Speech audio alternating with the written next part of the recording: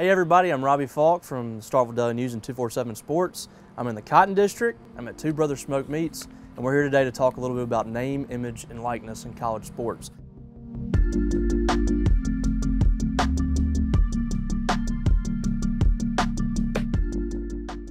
I'm with three Mississippi State softball players here today at Two Brothers. Girls, I want y'all to tell me your names and why you chose softball before we get started. My name's Davidson. I chose softball because it's just a sport that's so different all the time. It's very unique, and just you have to be, and anybody can play it from different heights, different shapes and sizes, and where you come from.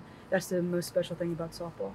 I'm Montana Davidson. I chose softball because I actually followed my sister because she fell in love with the game first, and then I was watching her play one day, and I was like, I want to try this out, and then I ended up falling in love with it as well.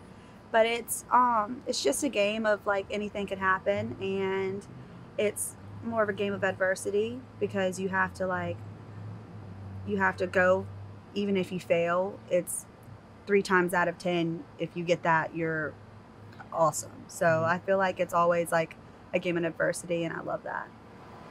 I'm Kenley. I think I chose softball because it's like very fast paced, but at the same time it's just always something different. You know, every day in and out is just like another challenge. Everybody in this league makes it to postseason. That's how competitive it is, and it's tough getting to that point, competing against those teams. But how difficult is it to compete at that level, but also compete in the classroom? Let me answer first. I'll answer. I think just being in SEC in general, every weekend is like a super regional competition. Like you can't throw like you're not, I guess, not strong pitchers or something. You have to pitch. Everybody 1 through 24 has to be ready to go no matter what every day. And then being in a classroom, I think for me, I think being a student athlete helps a lot because sometimes I can procrastinate really bad if I'm not playing. I learned that in high school the hard way. But I think being a student athlete actually helps me get on my work a lot better. So, yeah. I think the time management skills you have to have is crazy, to the point where like you have to have a schedule, and if you don't have that schedule, it's gonna be very hard for you to be successful. But us at Mississippi State have so many people here to help us and want us to be successful, not only as an athlete but as a person. And I feel like that's what I love a lot about this school. I think for me, like what Tana said, was like the time management, and along with Mia too, like you never get a weekend off. Like every game, every series is extremely difficult, you know, more so than any conference that I've probably ever seen play. You know, all three of y'all know about life without NIL, and now you know about life with it. What was kind of y'all's initial thoughts whenever it was presented, and what was y'all's reaction to all that? I think being educated was the part that I really learned about, because you just want to make sure that companies do it the right way and that you're not getting in any legal trouble, because a lot of us are like 18 to 22, 23-year-old, 24, and not being educated on that thing. It's one of the things that was tricky, but we had a lot of good help at Mississippi State to really make sure that everything was legal and we did it the right way. Yeah, I think the day it passed, the day after it, we got a call from our compliance meeting, and they set us up to like be educated on it, and they gave us the rules and what to do and what not to do and what the companies can do and what they cannot do. And it really like helped us, guide us through, because they wanted us to be successful. So it helped us learn what we needed to do to also be successful in the NIL deal. So that helped a lot. Yeah. I have to go and agree with both of them. Y'all basically just took words out of my mouth. But yeah, everything they said, it's just really nice to have people who like want to educate you and make sure you're doing everything right. And then also like making sure that these people who, you know, are using your name and your image, like are benefiting you and along with themselves and not just using. So, you know, a lot of people say that this is going to change athletics. It's changing the sport. Do y'all see that? Do you see that happening? Or, you know, what's your thoughts on that? I think it gives athletes more opportunity, especially ones who don't have scholarships and who have to take out like student loans and walk-ons. It gives them opportunity to get some money in their pockets and help pay for school and not have to worry about paying like student debt all the time. I think it's a great opportunity, and like I said, being educated in it, it helps even more just to know that we have opportunities out there that people want to see us play and succeed, and help us out in the long run. I feel like it is what you make it. So if people only want to see the bad side of it, they're only going to see the bad side of it. But it gives athletes the opportunity to use their playing skills on the field to also help them out. I'm not going to say in your pocket, but like in your pocket. Do you know what I'm saying?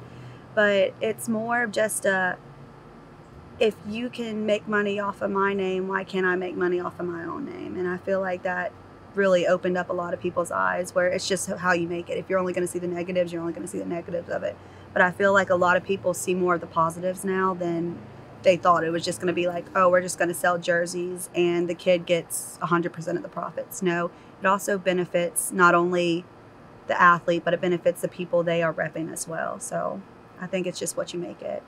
I think that it is bringing more attention to women's sports, honestly. I mean, yes, like men's sports is out there. It's always been out there. You know, there are people that have always put money forth that. But, like, I don't think the eye's ever been turned to the women's sports. So as you see, like, these professional athletes or collegiate athletes go on and, like, are sponsored by these business, I think it's just an inspiration to little girls and be like, hey, like, I can do that. Ooh, she has that. Like, maybe I can do and be that, you know. So I think that's good.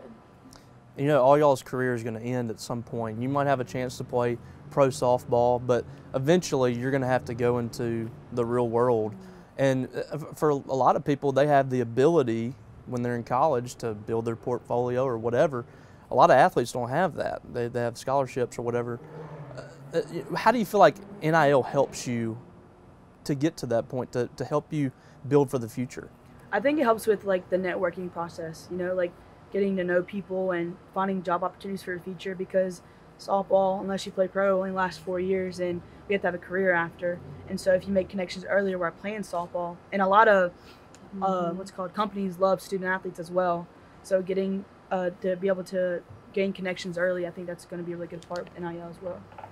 Yeah, I would say about the same thing. It's that in women's sports, yes, they have pro leagues, but at the same time, if you're not 300 girls that's playing the pro league, you have to eventually move on with your life. And 300 girls compared to like millions of men playing pro is a kind of a different story.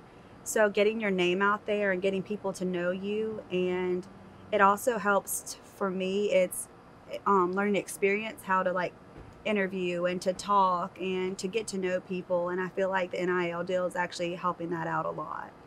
I think the NIL deal is doing a very good job at like preparing us for life after, yes, but like also coming down to like what me and Tana both talked about was like meeting people, getting your name out there, because like, you know, you can slap something on a resume and it just be whatever, but like if you can say like, hey, I worked with this big company, or hey, like I really pushed and got to know so and so and so and so, then I just think it like really can benefit you.